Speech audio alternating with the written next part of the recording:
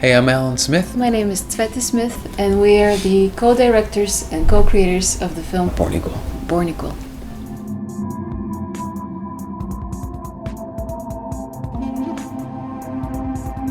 Born Equal is a film that explores religious and philosophical perspectives on homosexuality and transgenderism.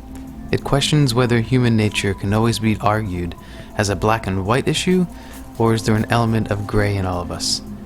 World religions and mythologies have many stories to tell that intrigue us and help us understand our very own human nature.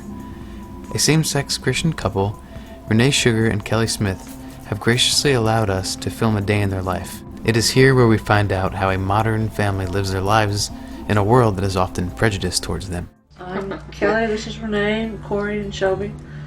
Renee and I met at a soccer game.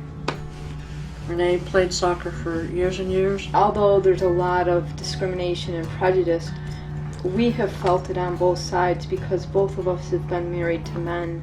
We make no pronouncements, really, or judgments about heterosexuality or homosexuality. The wide variety of Wiccans and other kinds of neo-pagans, you will inevitably find a strong presence of gay men and women, and totally accepted, totally having an important function like anybody else does within that festival or that society. Adam and Eve. There's no story in Buddhism, Adam and Eve. So there's man and woman together and so forth. And there's not such story in Buddhism. So that's why in Buddhist term it doesn't matter. God made man and woman.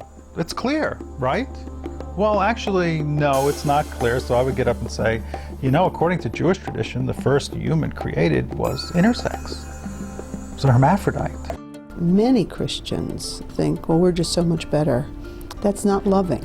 So back to scripture. Civilization requires the family, which means a mother and a father raising a child. BS. There are no studies that show that. Period. Simple as that. There are no studies that show that. And I'm talking about double-blind independent studies. Sure, I can get a rabbi someplace who say the following thing. Sex has multiple components. I speak of generally the basic ones, the chromosomes, X, Y, all sorts of combinations of those. There's the genitalia, there are the gonads. Most importantly, there's brain sex. And brain sex is the underlying substrate for gender identity, which is your sense of being male and female. It depends on how your brain is wired.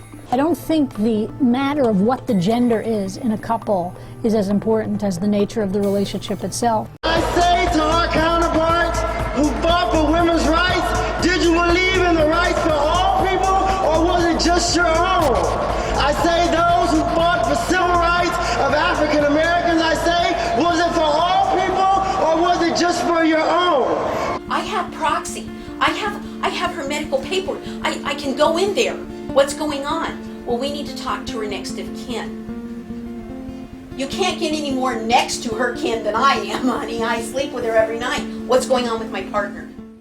I've come to realize that our society is just moving backwards, and that's why I say that hopefully the generations following us will bring it back to the point where they'll be more accepting and be more open about it.